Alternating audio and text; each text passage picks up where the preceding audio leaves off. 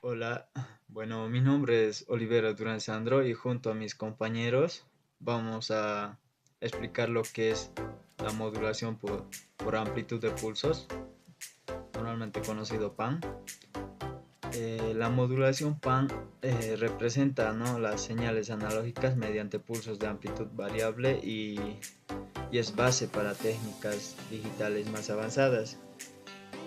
Eh, bueno, la modulación PAN es una técnica, ¿no?, donde se representa una señal analógica utilizando pulsos cuya amplitud varía de acuerdo al valor de esa señal en un instante específico. Eh, la señal PAN consiste, ¿no?, en conversión de señales analógicas en señales de pulso, y la información analógica está contenida en la amplitud de los pulsos. Bueno, en esta gráfica podemos ver, gráficamente podemos ver cómo funciona, ¿no?, la modulación PAM, donde esta curva que vemos representa la señal analógica original, ¿no? Y entonces esta es la señal que eh, es la información, ¿no?, que queremos transmitir como una señal de voz o audio. Entonces, y bueno, estas líneas azules son los pulsos, ¿no?, de cada señal PAN, y cada pulso aparece en intervalos regulares de tiempo. Y bueno, lo más importante es notar, ¿no?, que la altura de cada pulso de estas líneas, bueno, estos pulsos, está determinada por el valor de la señal, o sea, de esta señal, bueno, de esta curva roja, ¿no? Entonces, en cada punto donde se dibuja un pulso, se toma el valor de la señal analógica y se genera un pulso de esa misma amplitud, ¿no? Bueno, para lograr esta modulación, tenemos, ¿no?, un producto de una señal modulante y un tren de pulsos, lo que nos genera una señal PAN. Bueno, primero tenemos una señal modulante, que es una señal analógica, bueno, cualquiera, ¿no?, como una señal, como una onda senoidal, ¿no? Luego aplicamos un tren de pulsos, que son impulsos rectangulares separados uniformemente en el tiempo. Y bueno, el producto de estos, el resultado es una señal PAM, ¿no?, donde cada pulso del tren toma una amplitud proporcional al valor de la señal original en ese instante, ¿no? Bueno, aquí, como vemos en el diagrama, la señal original se, se toma en ciertos puntos, ¿no? Y en cada uno se genera un pulso con una altura correspondiente, y bueno, así se logra esta modulación, ¿no? Bueno, ahora vemos lo que son los antecedentes históricos de la modulación PAM. Los orígenes de PAM se remontan a la telegrafía. Su desarrollo se dio en los años 30, ¿no?, para la telefonía. Eh, Primeros telégrafos, bueno, aquí se hace referencia a los primeros telégrafos, ¿no?, donde se comenzó a experimentar con técnicas de modulación de amplitud, ¿no? Y luego podemos hablar lo que es la telegrafía multiplexada, donde se transmitían varias señales por un solo canal. Y bueno, y finalmente la transmisión digital. Bueno, ya entramos, ¿no?, en la era de la transmisión digital, donde la PAN fue uno de los primeros métodos usados para digitalizar señales analógicas, lo que dio paso a las telecomunicaciones modernas. Esto nos demuestra, ¿no?, que PAN tiene una base histórica sólida y ha sido muy influyente en la evolución de las comunicaciones. Las aplicaciones de la modulación PAN serían lo que es en sistemas de control industrial, donde se usa, ¿no?, en sensores y actuadores para transmitir información. Luego está en redes como Ethernet de alta velocidad. Aquí PAN se considera, bueno, se implementa, ¿no?, con múltiples niveles para lograr tasas altas de transmisión.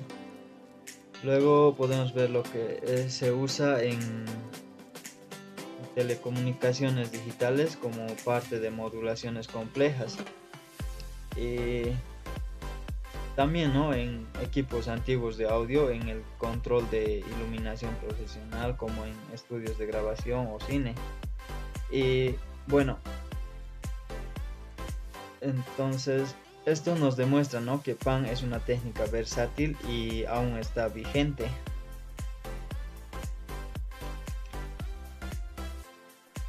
Ahora veremos lo que son las ventajas y desventajas de la modulación, de esta modulación, ¿no?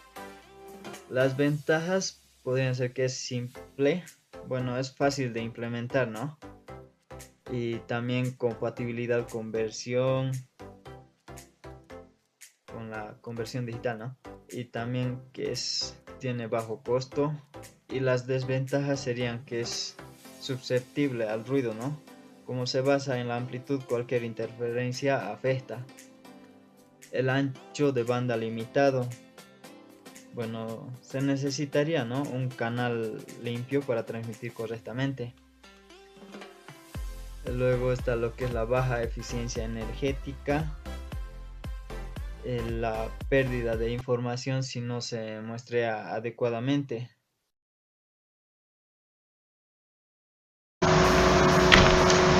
Muy buenos días, bueno, continuando con la presentación, ahora vamos a hablar acerca de la generación de señal PAN, para lo cual pues nos vamos a basar en un ejemplo práctico bastante importante o relevante donde interviene este tipo de señales, como es el caso de este diagrama de bloques que podemos visualizar en pantalla. Este diagrama corresponde a un código, a una señal PCM, a la generación de señal PCM, modulación por codificación de pulso. No obstante, porque llegamos a mencionarlo, porque aquí PAN realiza un trabajo bastante importante, como es el caso de, normalmente sirve, o en la mayoría de casos, PAN sirve como una modulación intermedia para llegar desde una señal A y generar una salida B. Y en el medio efectivamente está PAN. Como podemos ver aquí, en la entrada tenemos una señal sinusoidal que pasa por un filtro pasabanda para llegar a lo que es por el filtro pasabanda va a pasar la señal, pero con determinadas frecuencias que nosotros dejemos pasar al momento de diseño, lo que necesitemos que pase, ¿verdad? Aquí tenemos el muestreo y retención. Pues en esta etapa lo que va a hacer es un tren de pulsos va a muestrear a nuestra señal de entrada para generar la señal PAN. Es así que la señal PAN se envía a través de un convertidor analógico a digital a CDC. Esto va luego hasta recepción, llega a destino y tiene que realizar pues obviamente el proceso inverso para llegar desde la señal PCM, volver a PAN y volver a la señal analógica. En ese sentido es donde interviene mayormente este tipo de señales, ya que a ciencia cierta pues no podría darles un ejemplo concreto, demasiado concreto, donde en la actualidad se llegue a emplear netamente la señal PAN para obviamente generarla y luego transmitirla. Entonces es el ejemplo más práctico que hemos podido mencionarles. No obstante, si usted quiere saber un poco más acerca de PCM, cabe mencionarle que el grupo también explicó este tipo de codificaciones y se encuentra en este video, se encuentra en el canal.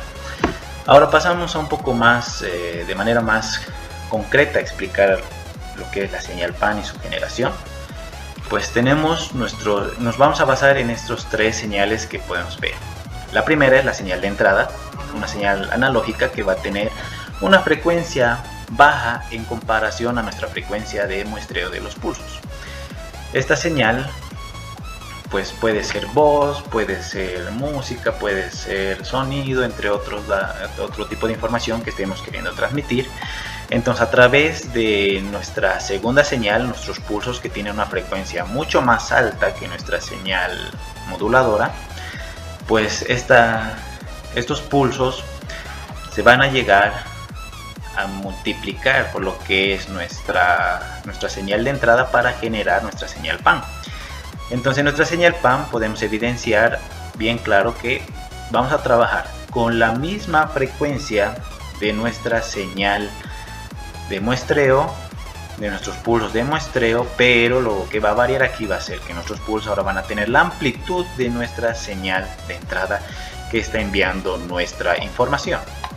Entonces tenemos nuestra señal a la salida, y una vez que tenemos nuestra señal PAN, pues evidentemente, como les mostraba en el diagrama de bloques anterior, pues de aquí podríamos enviar la otra etapa, pues ya la señal muestreada, para generar un tipo de codificación, otro tipo de modulación, ¿no? Bueno, llegando a entender eso, ¿cómo es que se llega a explicar este tipo de señales? Pues es básicamente un sistema que transmite los valores de las muestras de la señal recibida, más no es un sistema digital, ya que la amplitud de los pulsos varía en función a la señal de entrada, tal cual pues pueden ver a la salida en esta tercera señal. Esto, entonces, para explicarlo de una mejor manera, resulta que tenemos una señal de entrada que puede ser una función x de t, y nuestra señal muestreadora, que en este caso un tren de pulsos rectangulares que está denotado por s de t. Estos van a pasar por un multiplicador, una etapa que los multiplica, para que nuestra salida llegue a ser x de t por s de t. En este caso esa función se va a llamar xs de t, que gráficamente es tal cual podemos ver en este gráfico, ¿no? Tenemos, en ese sentido, pues tenemos lo que es TDS, que es el tiempo en el cual se llega a generar un pulso hasta el próximo. Y luego tenemos esta figura, que es una delta sub S, que da a conocer el tiempo, que da a conocer todo el tiempo en el cual está pues nuestro pulso, el cual tiene un pulso.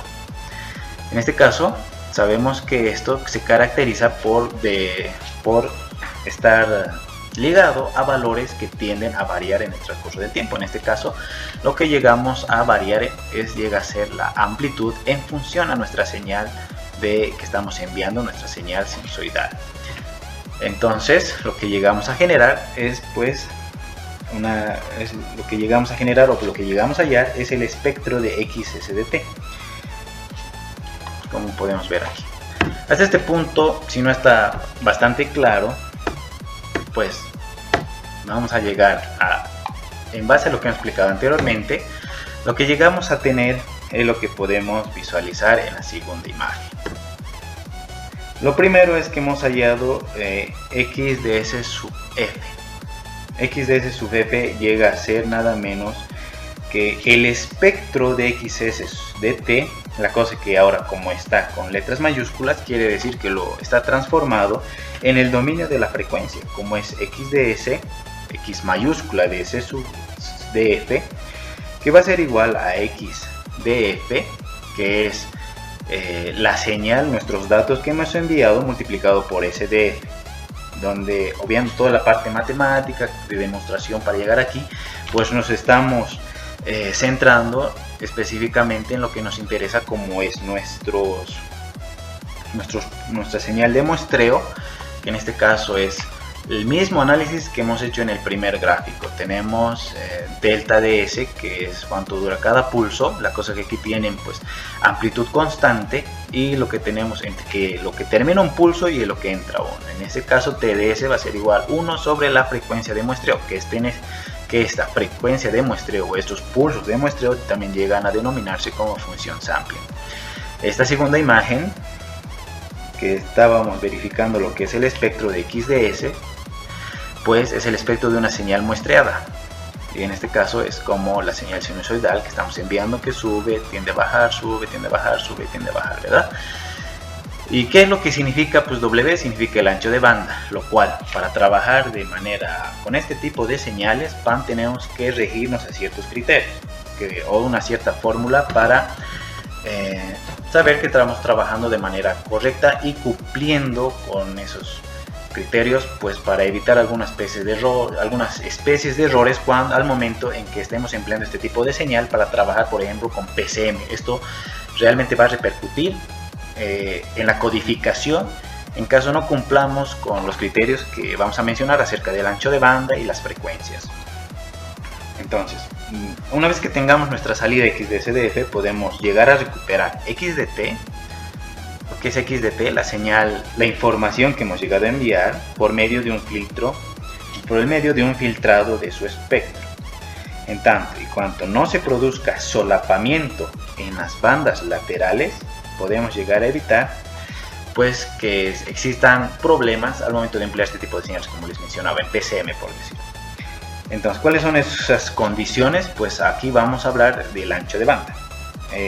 Tenemos la señal de entrada. Entonces, una de las principales características tiene que ser que la señal de entrada debe estar limitada en su ancho de banda, tanto la frecuencia de muestreo, que tiene que ser tal que F sub S menos el ancho de banda tiene que ser mayor o igual al ancho de banda, en este caso con el que estemos llegando a trabajar nuestra frecuencia de muestreo, de manera que FDS, la frecuencia de muestreo, tiene que ser mayor o igual a 2 veces el ancho de banda, o caso contrario, T sub S tiene que ser menor o igual a 1 dividido entre 2 veces el ancho de banda, de tal manera que podemos llegar a denominar que la frecuencia o tasa de muestreo que estamos llegando a emplear es la función de Nyquist. Entonces, principalmente lo que tenemos que llegar a cumplir son esos criterios que les mencionaba para trabajar con este tipo de señales. Y como hemos podido ver aquí, al momento de mostrar la señal mediante un tren de pulsos, el ancho de banda tiene que cumplir con la ecuación que podemos visualizar en este caso. Todo lo que hemos llegado a mencionar se puede resumir simplemente a esta fórmula, que el ancho de banda tiene que ser igual a 2pi dividido entre el tiempo que le toma a un pulso, ¿no? El tiempo que tiene cada pulsito. Entonces en este caso es delta sub S. Una vez que cumplimos con eso, pues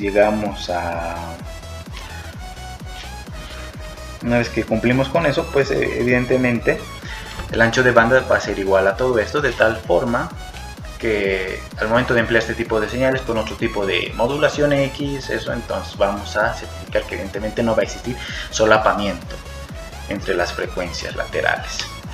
Entonces sería todo por mi parte, y a continuación vamos a explicar pues el circuito. Gracias por su atención.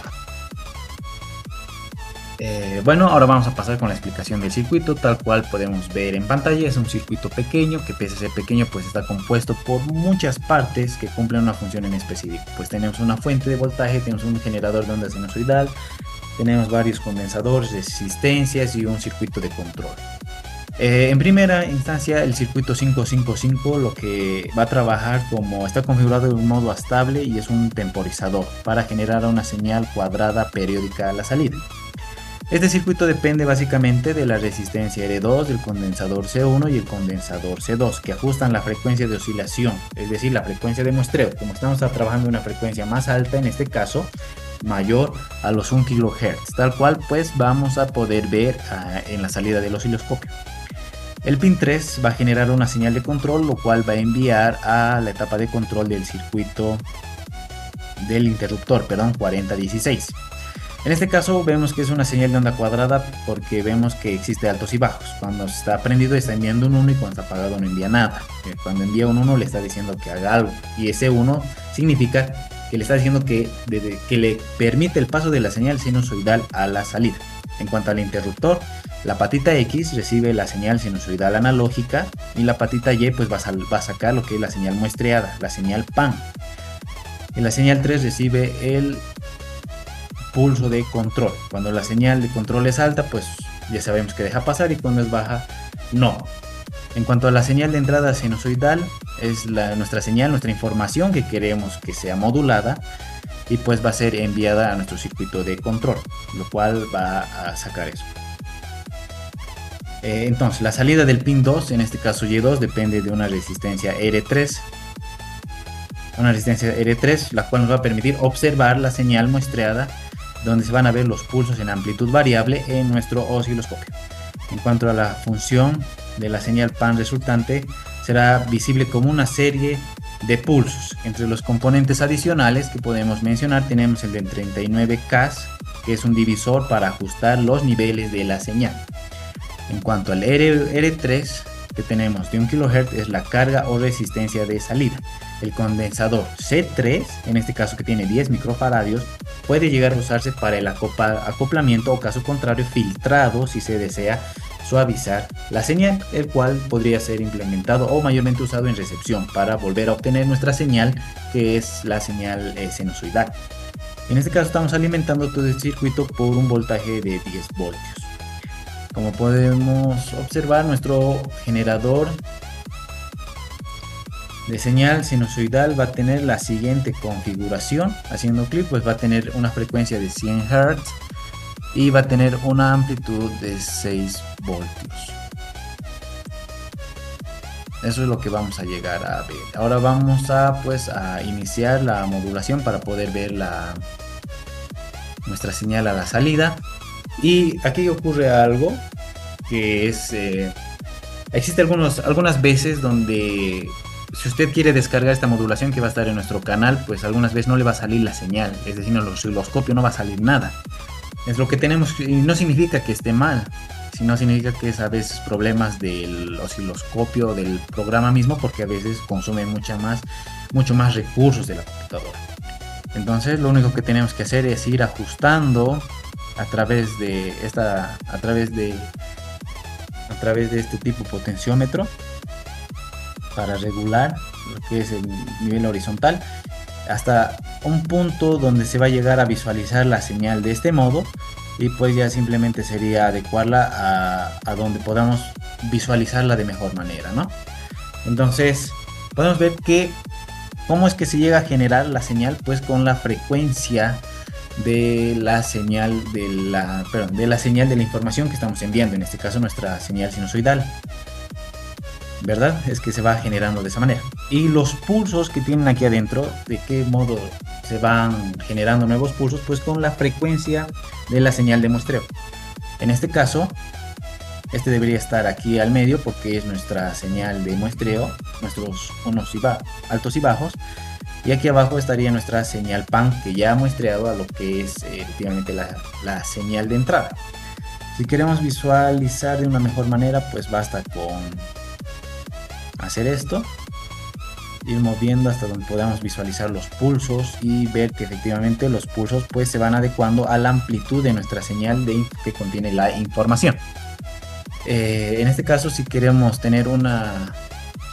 verlo mucho mejor, ¿qué es lo que tendríamos que hacer? Pues tal vez bajar un poco lo que es la frecuencia de muestreo para que se vayan generando menos pulsos, y también bajar lo que es efectivamente nuestra frecuencia de muestreo para que se vayan generando menos pulsos y poder ver, apreciar mucho mejor los altos y bajos, ¿no? de nuestra señal.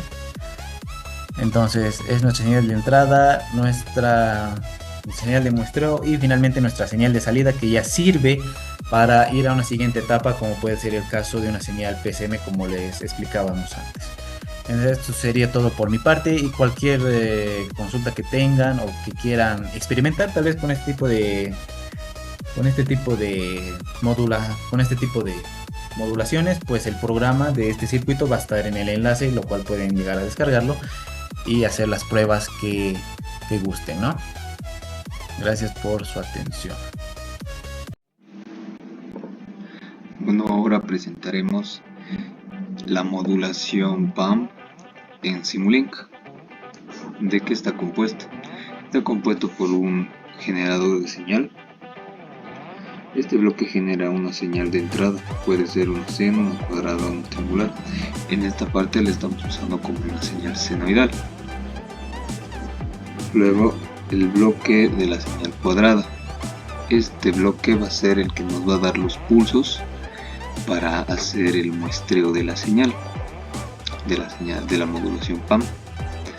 Un bloque de multiplicación para que multiplique estas dos señales. Este de acá es un retenedor de orden 0. ¿Qué significa? Que la señal que está entrando del multiplicador lo va a retener para que no se vuelva directamente a 0, sino esté mandando los pulsos y los mantenga en el tiempo. Y un filtro para mostrar el filtrado de la señal, ¿no? Entra acá una señal seno, la muestreamos en pulsos, la retenemos y con este filtro volvemos a mostrar la señal. Ahora veamos las gráficas, que son estas, ¿no? Esta es la señal senoidal, esta es al pasar a las muestras. Esto es del retenedor de orden 0, como ven lo mantiene constante para que no regrese a 0, y después de este viene el filtro y este filtro ya recupera la señal que tenemos. Ahora para el código de MATLAB, primero tenemos la frecuencia de la señal, la frecuencia de muestreo, la duración total de la señal en 5 ciclos, el tiempo desde 0 hasta el tiempo total, y esta es nuestra señal analógica original, que es mt igual a 2 por coseno de 2pi por frecuencia por el tiempo. Esta es nuestra señal PAM. Nuestro muestreo va a ser mt, y la señal PAM va a estar, nuestra señal acá va a estar retenida para que se vean como escalones, y esta es nuestra señal PAM. Luego un filtro de reconstrucción que va a tener una frecuencia de corte de 1000, una frecuencia normalizada de fs de 2 y la reconstrucción. Luego vamos a graficar, ¿no?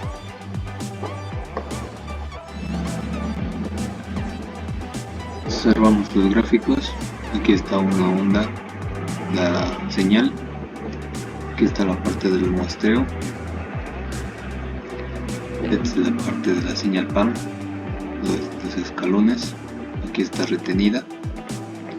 Aquí está retención de orden 0. Y la señal reconstruida y filtrada. En conclusión, podemos decir que la modulación PAM es una técnica sencilla y efectiva para transmitir señales analógicas mediante pulsos cuya amplitud varía de acuerdo con la señal de entrada. El muestreo juega un papel fundamental, ya que determina la fidelidad con la que se puede reconstruir la señal original.